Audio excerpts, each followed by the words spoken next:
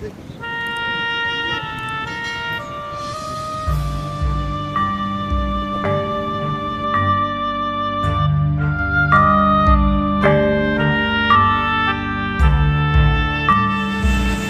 pinepuh lan pinisepuh tansah kita beteni saha para kadang Cakranaga manunggaling rasa ingkang kita tresnani. Puji syukur dumateng Gusti Kang Maha Welas Maha Asih awit saking rahmanipun kita sedaya saged mangempal wonten mriki.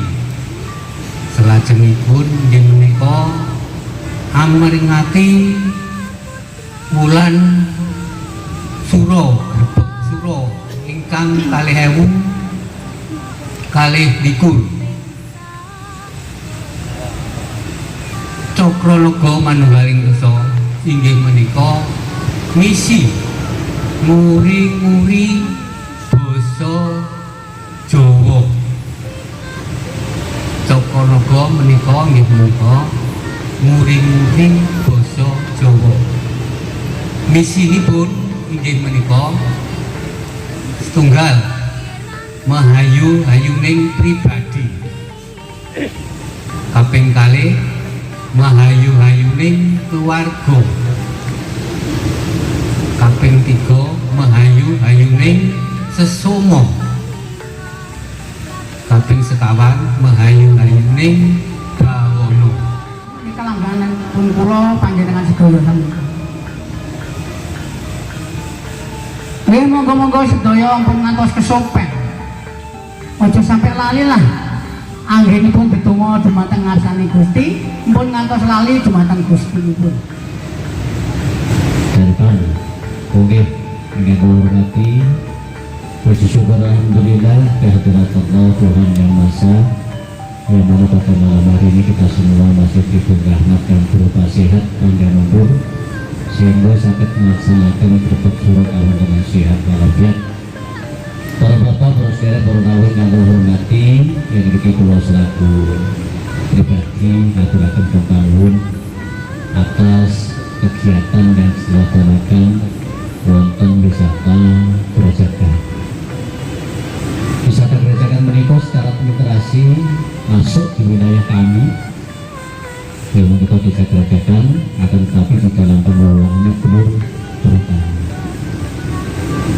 Alhamdulillah, ini merupakan salah satu kehormatan bagi kami pemerintah desa Grojagan bahwa kegiatan Grebeg Sura dari Yayasan Cakranaga diadakan di Desa Grojagan dan berkah kanggo kula panjenengan, berkah kanggo desa Grojagan dan masyarakatnya. Para bapak, para rawuh kang kula hormati, Bapak sing kathah kalian pemandu kalau wau dipun aturaken dengan merantus kula dalam arti yang punya wilayah maksudnya sing kuatah niku wonten kegiatan ojo to padha rumangsa kang kaninggaling kawula kuwi kudu ngerti sabdoning alam kang ketatang sak tenane kuwi mung kawijaning manungsa kabeh kuwi kudu ngerti sak tenane marang Gusti Kang Arya Jagat uring gemawang nang parang-parane akarya jagat saisine kudu ngerti pawahaning pakarti budi luhur saka kersaning Gusti Pangeran sing duweni singgasana kalenggahan pangestuni amin. Mekaten tetangga Dewansana Nyi Saraswati matur nuwun sugeng. Wassalamualaikum warahmatullahi wabarakatuh. Namo Buddhaya, Om Swastiastu, Haleluya, Rahayu Kawilujengan. Ngalake Suposito.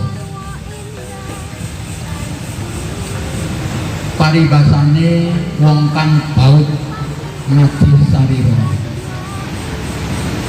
aja mung kalimput dening busana wae, nanging bisa tansah mersudi marang padanging semu manising wicara tanpa nglirwakake marang alus lan luwesing Sulabaya. Ora ana wong kang ing aranan urip kejabane kang mikir sarta tresna marang wong kang ringkih lan nandhang apa cintaya. Bisa melu ngrasakake kasusahane sarta lara lapane wong liya kanthi pangrasa kang mangkono ateges bisa nggaduh kekuatan kang tanpa wates perlu kanggo mitulungi sapadha-padha kang kahanane luwih mrenyohake katimbang diri pribadine. Pakarti mono jarbek kita dhewe, nanging wohe pakarti mau dadi kagungane kang gawe urip.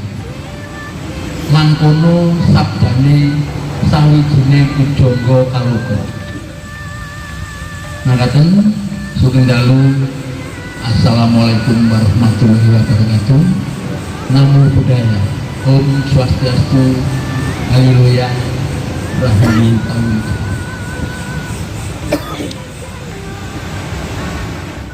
Lan nuruti hawa nafsu.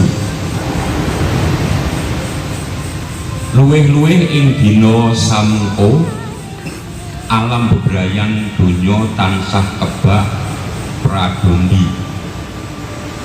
Silih ungkih rebutan redep. Mula sing baku wong urip kudu bisa minyak aling-aling kang nutupi pikiran kang wening. Lirik senajana sajroning pasulayan kudu nyandhet kemrungsung si aku istingarah saking bedane panemu bisa disawijikake. Wong kang duweni watak tansah njaluk benere dhewe iku adate banjur kakukulan bendana seneng nenacat lan ngluputake marang panemu serta tindak tanduke wong liya. Ngendah becike yen wong sing kaya mengkono mau kala-kala gelem nggaita ing jero batine. Mbok menawa aku sing kleru, mula coba dak kritine kelawan adil. Sapa kang sejatine nyata-nyata bener. Mekaten waosan serat lontar aji soko. Assalamualaikum warahmatullahi wabarakatuh. Nuwun sewu kula badhe maos serat Eyang Semar. Ing jagading sesrawungan mono nyirik marang sesipatan kang gumedhe lan wewatakan kang tansah ngagungake diri. Sifat lan wewatakan mau anggakane banjur nuwuhake rasa ora lila yen nyipati ana liya sing luwih ketimbang dheweke. Mula saibra becike samangsa sapa kang rumangsa pinter dhewe, sugih dhewe lan kuwasa dhewe iku gelem nglaras diri lan nglermake ciptane kang wening. Yen sejatine isih ana manah kang maha pinter, maha sugih lan maha luhur. Ana Gusti kang arya jagat sejatine boten sare ugi malaikate sedulur kakang adi ari-ari manjing dateng sisi ibu menungso. Kelawan mangkono rasa pangrasa dumeh kang dadi sambungan pasrah hubungan bisa nggih.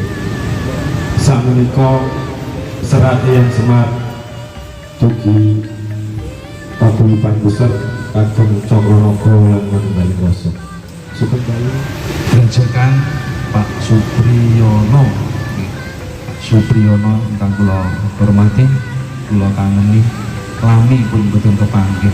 Mbuh Pak Lurah ki bosen mbek kula mboten gratis kok. Lan sapenunggale nggih kepala dusun taur-taurnya ingkang nomor kalih kula aturaken dumateng sedherek kula dulur ingkang kula tresnani inggih menika derek saking Banyuwangi, saking Mbah Hanif inggih menika kawula manunggaling Gusti. Ingkang nomor 3 meninjih dumateng sedaya tamu, semua tamu yang sudah hadir pada malam ini yang saya hormati, yang saya tresnani. Nuwun sewu dumateng Pak Profesor yang dari Sulawesi nggak tahu bahasa Jawa, pokoknya mantuk guyu itu, ibu Edian apa ngerti bang?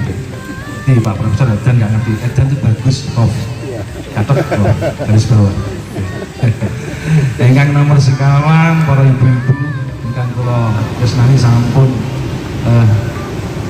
panjenengan kesarasan saged tumaknina nyukani sandingan ingkang niki nggih pala pendem, pala gantung, jajan pasar nggih matur nuwun suwun. Lan ugi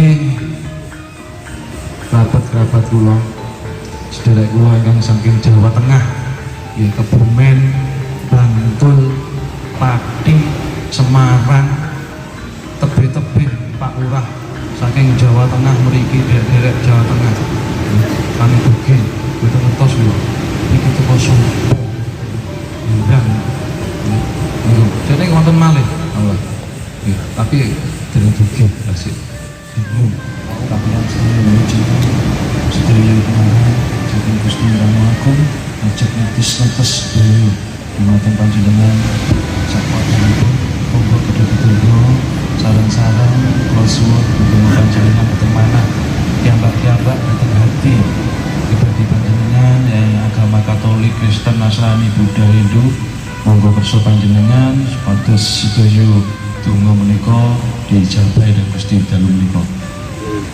Nuwun sewu monggo Gusti ingkang Maha Agung Maha Suci, Gusti berbakat dengan sedaya Gusti Bapak bumi, Bapak langit kakang hati-hati Gusti sesambayan para makhluk sedaya Gusti Allahumma la qawla syai'an amat Demi dia walau qawla syai'an Allah Akbar, Allah Akbar, Allah Akbar Gusti ingkang Maha Agung Maha Suci tengah jengkau menika Gusti wonten daharan Gusti inggih menika ingkang sedaya sari sedaya tindak ingkang sae Gusti Rasul Gusti Allah dijabahi supados datang ngajeng kawula menika saged damel besok damel sumpah datang kawula sedaya ingkang sae Gusti ingkang Maha Agung welas asih Rasul cahya panjenengan Gusti supados sedaya donga derek-derek kawula ingkang dalu menika inggih menika mapak setunggal sura jenengan ijabahi jenengan cing-cing jenengan tanding Gusti jenengan beto teng sisih panjenengan jenengan sumahaken jenengan ilahaken Gusti sedaya Gusti ingkang Agung Maha Suci nyuwun agungnya panjenengan pangestuni amin. Trawangan kena uruping sang surya terang ginas cumangkah mengkoni suku lumampah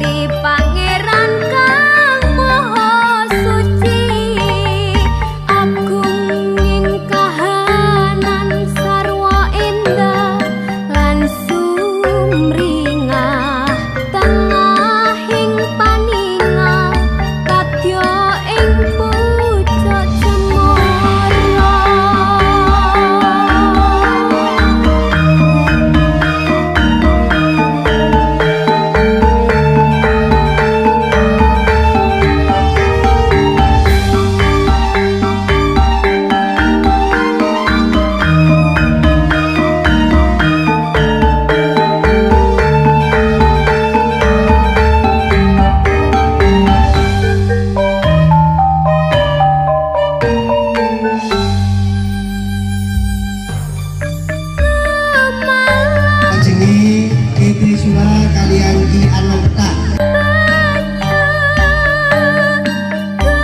Gulung-gulung pating jlegur sasautan sesarengan jedule piyai atur gawe tantrame hati nuwuhake bebungahan